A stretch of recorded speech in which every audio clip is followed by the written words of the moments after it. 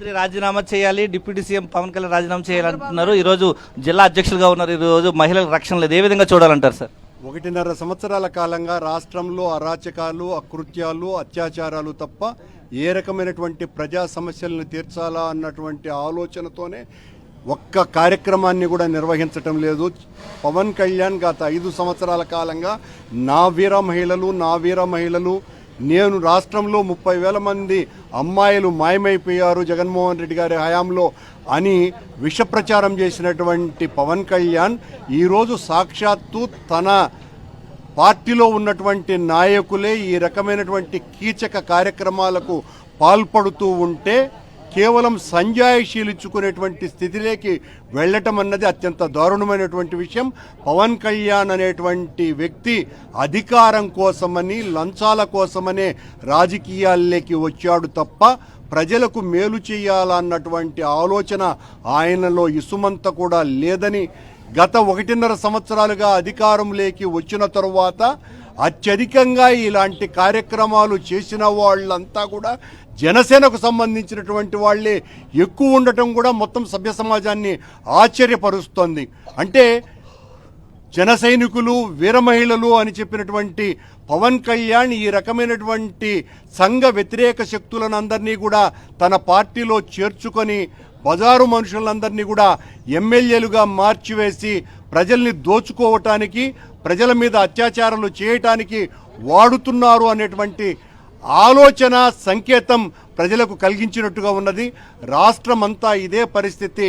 జగన్మోహన్ రెడ్డి గారి హయాంలో ఇలాంటి సంఘటనలు ఒక్కటి కూడా జరగలేదు. కనుక కఠినంగా ఈ రకమైనటువంటి ఎమ్మెల్యేను సంఘ బహిష్కరణ చేయాలి.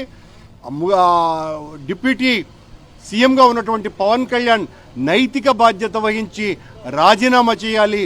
హోంమంత్రి కూడా క్షమాపణలు చెప్పి ఇలాంటివి జరిగినందుకు సిగ్గుపడుతున్నానని చెప్పి ఆవిడ కూడా రాజీనామా చేయవలసినటువంటి అవసరం నిన్న అరవ శ్రీధర్ అనేటువంటి ఎమ్మెల్యే చేసిన ఘాతుక చర్య ద్వారా బయటపడింది. ఈరోజు యొక్క కీచక ఎమ్మెల్యేని సంఘ బహిష్కరణ చేయాలి, తక్షణమే రాజీనామా చేయాలని చెప్తూ ఉన్నారు. ఎమ్మెల్సీ చంద్రశేఖర్ రెడ్డి గారు ఉన్నారు. సార్ చెప్పండి.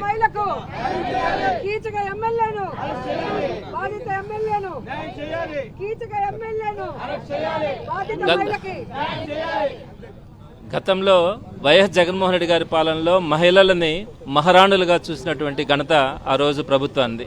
మహిళలు సమాజంలో అత్యున్నత స్థాయిలో ఉండాలా, వారికి అన్ని పథకాలు కూడా వారికి అందాలా అన్న ఆలోచనతో ఆ విధంగా చూసినటువంటి ఘనత జగన్మోహన్ రెడ్డి గారిది. అయితే ఆ రోజు మహిళలని మహారాణులుగా చూస్తే ఈరోజు మహిళలకు జరుగుతున్నది మోసం, దగ.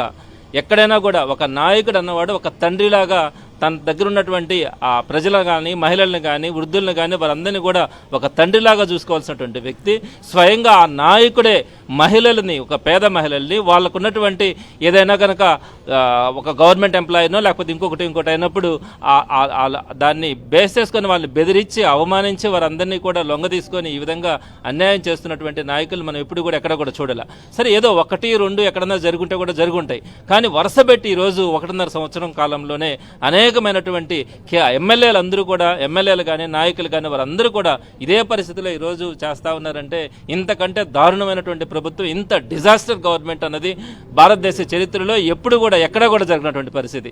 కాబట్టి ఖచ్చితంగా ఇప్పటికైనా కూడా ఏదైతే ఈ జనసేన ఎమ్మెల్యే ఉన్నాడో ఆ ఎమ్మెల్యేని కఠినంగా శిక్షించినప్పుడే మిగతా వాళ్ళకు కూడా కొంత అలర్ట్నెస్ వస్తుంది, మిగిలిన వాళ్ళకు కూడా ఒక మంచి జరిగేదానికి భద్రత అన్నది కలుగుతుందని ఈ రోజు వైఎస్ఆర్సీపీ డిమాండ్ చేస్తా ఉంది. ప్రస్తుతం మనం చూస్తూ ఉన్నాం యొక్క నగరి హైవే పైన, చెన్నై హైవే పైన మాజీ మంత్రి ఆర్కే రోజా ఆధ్వర్యంలో తమ యొక్క నిరసన గళాన్ని వినిపిస్తూ ఉన్నారు. ప్రస్తుతం మనం చూడొచ్చు, కీచక ఎమ్మెల్యేని శిక్షించాలి, బాధిత మహిళలకు న్యాయం చేయాలంటూ రోడ్డుపైనే బైఠాయించి మాజీ మంత్రి ఆర్కే రోజాతో పాటు యొక్క ఉమ్మడి చిత్తూరు జిల్లా, ఇటు తిరుపతి జిల్లా వైఎస్ఆర్ కాంగ్రెస్ పార్టీ అధ్యక్షులు భూమన కరుణాకర్ రెడ్డి, ఎమ్మెల్సీ చంద్రశేఖర్ రెడ్డితో పాటు చిత్తూరు మాజీ ఎంపీ రెడ్డప్ప తమ యొక్క నిరసన గళాన్ని వినిపిస్తూ ఉన్నారు.